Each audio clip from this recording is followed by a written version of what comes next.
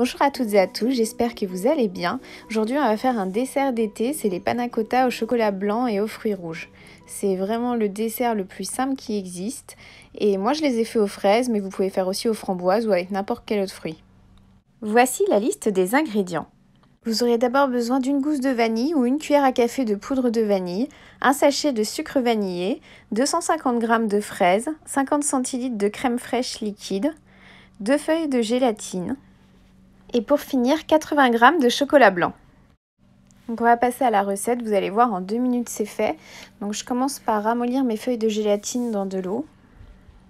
Ensuite je prends une casserole et je viens y verser ma crème fraîche. Donc la crème fraîche vous pouvez la prendre ou entière ou à 15%, ça c'est comme vous préférez. Et vous pouvez aussi faire moitié lait, moitié crème si vous voulez que ce soit encore plus léger. Et après je mets mon chocolat blanc pour qu'il fonde avec la crème fraîche. Je rajoute aussi le sachet de sucre vanillé. Et ensuite, je mets une petite cuillère à café de poudre de vanille. Je trouve que c'est une bonne alternative par rapport à la gousse pour les desserts de tous les jours qui est vraiment trop cher. Là, au moins, on a les petites graines de vanille et on a le goût. Ensuite, j'ai plus qu'à mettre la casserole sur le feu et je laisse bouillir à peu près 3-4 minutes. Vous allez voir, dès qu'il y a les premiers bouillons qui apparaissent, vous pouvez la retirer du feu et continuer à mélanger pour que le chocolat blanc fonde bien. Au bout d'1 ou 2 minutes, le chocolat blanc aura complètement fondu et il n'y aura plus qu'à faire la dernière étape, c'est-à-dire rajouter la gélatine. Donc on va bien l'essorer. C'est pratique avec ce petit chinois, comme ça on peut bien essorer sans qu'on rajoute d'eau à la préparation. Et après on n'a plus qu'à la rajouter à la crème et à bien mélanger pour ne pas faire de paquets. Une fois qu'on a mélangé le tout, qu'il a légèrement refroidi, on peut le verser dans un bec verseur, ce sera plus facile pour mettre proprement dans nos pots.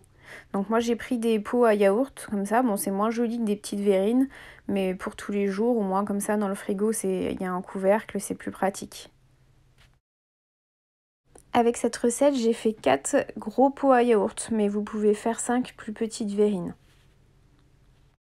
Et ensuite, ça va partir au réfrigérateur pendant minimum 7 heures. Souvent, moi, je les fais le matin avant de partir au travail, comme ça, le soir, elles sont parfaites. Ou même la veille pour le lendemain. Parce que voilà, c'est comme toutes les crèmes avec la gélatine. Si jamais elle n'est pas bien prise, et ben, ça retire tout l'intérêt du dessert. Après, c'est pratique aussi, comme ça, vous pouvez les préparer à l'avance. Et au dernier moment, vous n'aurez plus qu'à rajouter vos fruits dessus. Au bout de 7 heures, donc juste avant le repas, je vais préparer mes fraises. Donc je les ai déjà lavées, donc j'ai plus qu'à les équeuter. Après, au niveau préparation, vous faites comme vous préférez. Vous pouvez les couper en petits morceaux. Moi, je les ai coupés en 2 comme ça. Bon, je suis pas du tout la reine de la présentation. J'ai fait quelque chose de rapide. C'était pas pour les invités, c'était pour entre nous. Donc j'ai fait ça un peu comme je le sentais, mais vous pouvez faire quelque chose de beaucoup plus joli. À la fin, j'ai rajouté des petites perles de sucre comme ça pour décorer un petit peu parce que mes enfants adorent. Et voilà, donc la recette est déjà finie. J'espère qu'elle vous a plu. Si c'est le cas, n'hésitez pas à commenter, liker et à vous abonner. Et à bientôt pour une nouvelle vidéo.